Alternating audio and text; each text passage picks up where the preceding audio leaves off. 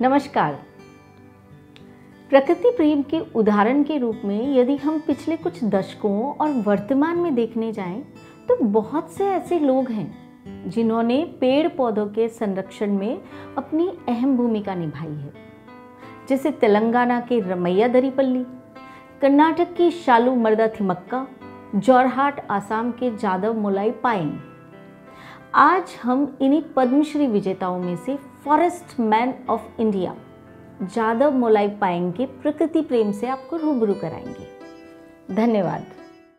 आपने अब तक स्पाइडरमैन, बैटमैन, सुपरमैन के बारे में सुना होगा, लेकिन आज हम आपको फॉरेस्ट मैन की प्रेरणादायक कहानी सुनाते हैं। क्या कोई अकेला व्यक्ति बिना किसी संस्था और मशीनरी की मदद से एक 1360 एकड़ का जंगल उगा सकता है, वो भी बंजर जमीन पर?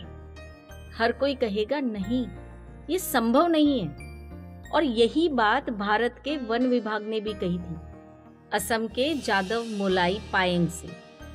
जादव मोलाई असम के जोरहाट के एक गांव के रहने वाले हैं, जिसके पास से विशाल ब्रह्मपुत्र नदी बहती है। जादव को बचपन से ही प्रकृति से प्रेम था। जीव जंतु, पशु पक्षियों को वो बहुत पसंद करते थे। जब वे 16 वर्ष के थे तो उन्होंने देखा कि गांव के आसपास पशु पक्षियों की संख्या घटती जा रही है। जब इसका कारण उन्होंने अपने बड़ों से पूछा तो उन्होंने बताया कि ऐसा जंगल के कम होते जाने से हो रहा है। फिर एक दिन जादव ने देखा कि बहुत सारे सांप ब्रह्मपुत्र नदी के एक बंजर टापू पर मरे पड़े हैं। टापू पर कोई भी पेड़ न होने के कारण सैकड़ों सांप अपने आप को नहीं बचा पाए। ये देखकर जादव को बहुत दुख हुआ। उन्होंने वन विभाग वालों से कहा कि यहाँ आप कुछ पेड़ उगा दीजिए। पेड़ों के ना होने की वजह से यहाँ जीव मर रहे हैं। लेकिन वन विभाग वालों ने कहा कि ये बंजर जमीन है, यहाँ कुछ नहीं उग सकता। हाँ, अगर तुम चाहो तो वहां बांस के पौधे उगाकर देख सकते हो।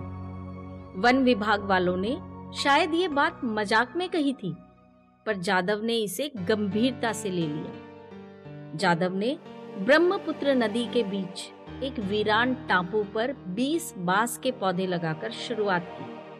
30 वर्षों तक हर रोज सुबह जागकर वे उस टापू पर पौधे लगाकर आ जाते। इतने सारे पौधों को पानी देना भी अकेले जादव के बस की बात नहीं थी, पर उन्होंने इसके लिए भी एक आइडिया निकाल लिया। उन्होंने हर पौधे के ऊपर एक बांस की तख्ती रखकर उस पर एक बर्तन लगा दिया जिसमें महीन सुराख थे। इस तरकीब से नए पौधों को एक हफ्ते तक बूंद बूंद पानी मिलता रहता था। सन 1980 में जब वन विभाग ने वहां वृक्षारोपण की परियोजना शुरू की तो जादव पायेंग भी उससे जुड़ गए और एक मजदूर की तरह काम करते रहे। 5 वर्ष बाद जब परियोजना खत्म हो गई और बाकी सभी कर्मचारी चले गए, तब भी जादव पायेंग ने अपना काम जारी रखा। वे नए पौधे लगाते रहे और पेड़ों की देखरेख करते रहे। इस तरह 30 वर्षों तक काम करते हुए मोलाई ने लगभग 1360 एकड़ का जंगल उगा दिया, जो कि न्यूयॉर्क के सेंट्रल पार्क से भी बड़ा है। उनके नाम पर इस जंगल का नाम मोलाई फॉरेस्ट रखा गया है। इस जंगल में बंगाल टाइगर्स, भारतीय गैंडे, हिरन, कई प्रजाति के बंदर, खरगोश, विभिन्न प्रकार के पक्षियों ने अपना घर बना लिया है। 100 हाथियों का झुंड भी इस जंगल में आता जाता रहता है। करीब 300 एकड़ में बांस के जंगल हैं और बाकी जगह तरह तरह के पेड़ हैं।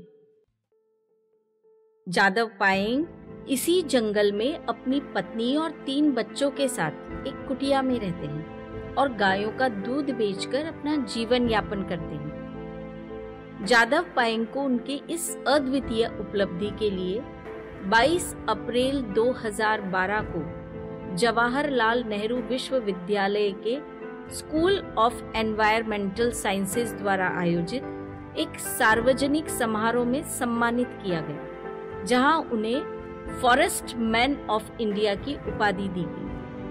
इसके बाद सन 2013 में Indian institute of forest management ने भी उन्हें सम्मानित किया। सन 2015 में उन्हें भारत का सबसे उच्च नागरिक सम्मान पद्मश्री से नवाजा गया। मेरे साथी इंजीनियर बन गए और शहर जाकर बस गए। मैंने सब कुछ छोड़ इस जंगल को अपना घर बनाया।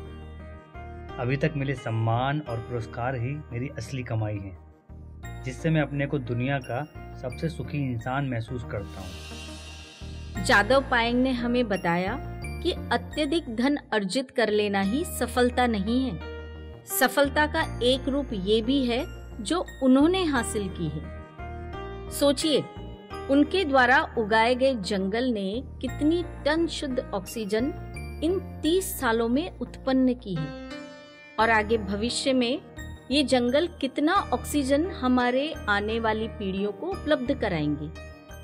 इस ऑक्सीजन की कीमत वेंटिलेटर पर लेटे उस व्यक्ति से पूछो जिसके एक तरफ अरबों रुपयों का ढेर हो और दूसरी तरफ ऑक्सीजन का एक सिलेंडर। ये संपत्ति जादव मोलाई पायेंग ने अपनी मेहनत से खड़ी की और दुनिया को समर्पित कर दी, और वो खुद आज भी उसी जंगल की एक छोटी सी कुटिया में रहते हैं। पायेंग की सोच और व्यक्तित्व से आज हम सभी को प्रेरणा लेनी चाहिए।